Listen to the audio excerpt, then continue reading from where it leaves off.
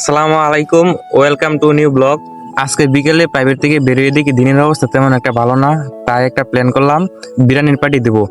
তাই বন্ধু বান্ধবকে ফোন দিয়ে বললাম সবাই বাজার টাজার করে নিয়ে চলে আমাদের আড্ডার জায়গায়।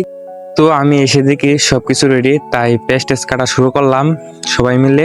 পেস্ট কাটা এখন শেষ, তো এখন ব্লেন্ডার মেশিন দিয়ে পেস্ট বাটবো।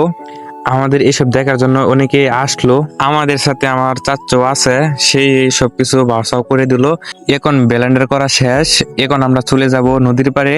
নদীর পাড়ে এসে দেখি আমার বন্ধু সাকিব চুলাও বানায় লাইছে। ওর অনেক কষ্ট হচ্ছে চুলাটা বানাতে, ওর কষ্ট দেখে আমিও তাকে হেল্প করতে গেলাম, গিয়ে চুলায় আগুন ধরালাম। আগুন ধরাতে অনেক কষ্ট হয়েছে, মাটিটা অনেক ভিজা, বৃষ্টি হয়েছিল তো তাই। আমার এক বড় ভাই এসে ও রান্না বান্না করে দিবে আমাদেরকে।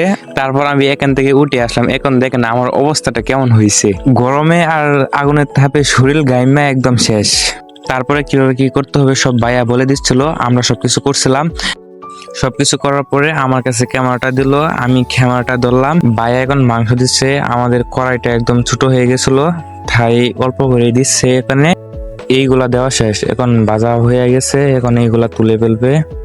এখন আমাদের মাংস ভাজার কাজ শেষ, এখন মাংস ভাজা শেষ হয়ে গেছে। এখন আলাদা করে মশলা ভাজতে হবে।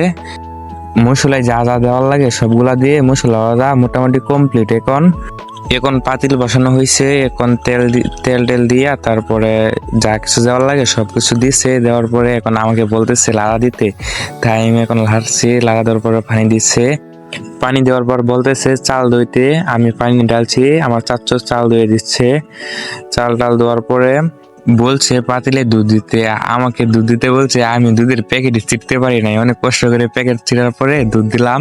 দুধ দেওয়ার পরে লাড়া টাড়া দিল। লাড়া দেওয়ার পরে বলছে পাতিলে চাল দেওয়ার জন্য, আমি পরে চাল দিলাম পাতিলে, অল্প অল্প করে দিছি। তারপরে কইতেছে বেশি বেশি করে ডালাও ভয় পাইতেছে কেন।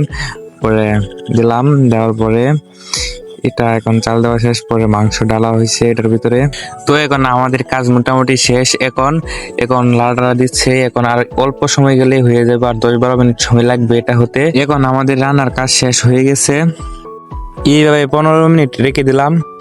পরে দোকানে নিয়ে এসে সবাই মিলে প্লেটে খাবার বেড়ে দিছে। পরে নিয়ে বসলাম সবাই একসাথে। বসার পরে আমার এক ভাই ভিডিও ধরছে, সবাই একসাথে বসছি। বসে থাকার পরে দেখি আমাকে তুই সবাই খাবার শুরু করে দিছে। তো এখন আমি কি করব, তাই আমিও খাবার শুরু করে দিলাম। সবাই ভালো থাকবেন, আল্লাহ হাফেজ।